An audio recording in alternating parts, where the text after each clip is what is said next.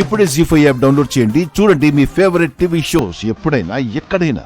Hello అమ్మా, మేము trust నుంచి మాట్లాడుతున్నామమ్మా. తేజ దొరికిందా? ఇంకా లేదండి, తనని వెతికే ప్రయత్నంలోనే ఉన్నాము. చూడమ్మా, నీ బర్త్డే ఇంకా 3 రోజులే ఉంది.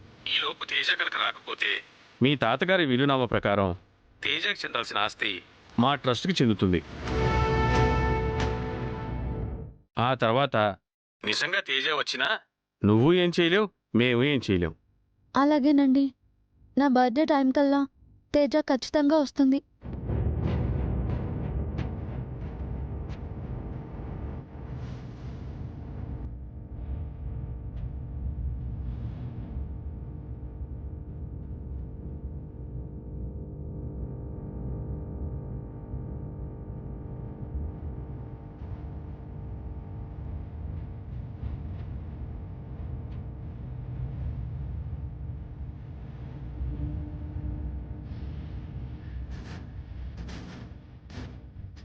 ఏంటే, ఎవరు ఫోను?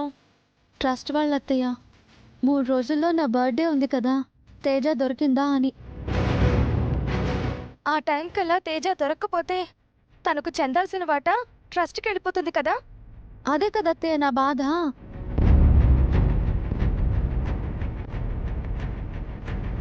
పోనీ తేజ ప్లేస్లో ఇంకెవరినైనా అమ్మాయిని పిలిపించి తనే తేజ అని ట్రస్ట్ వాళ్ళని నమ్మిస్తే అప్పుడు ఆస్తి ఎక్కడికి పోదు కదా.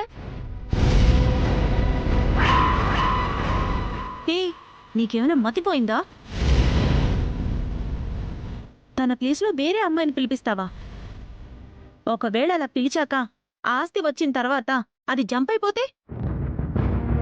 పిచ్చ ఐడియాలు ఇవ్వకు.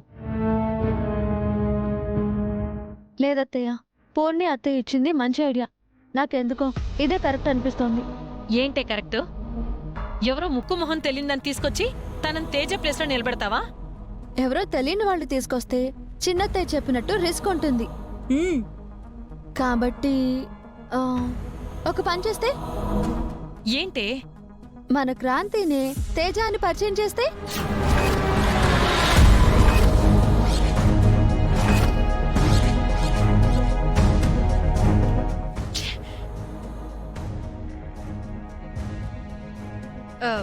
క్రాంతినా? అవునత్తయ్య, తనైతే మనం చెప్పినట్టు వింటుంది కదా.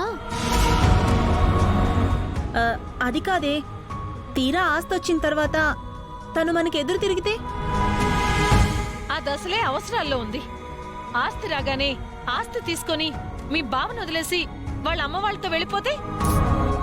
ఏం మాట్లాడుతున్నారు అత్తయ్య? ఆస్తి కోసం తన కాపురాన్ని కాదనుకుంటుందా?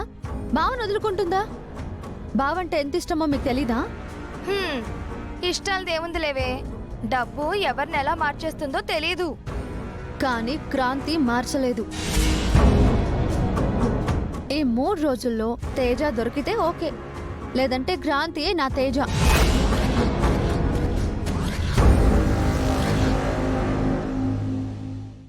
జీ5 యాప్ డౌన్లోడ్ చేసి అన్ని ఎపిసోడ్స్ పూర్తి ఉచితంగా చూడండి.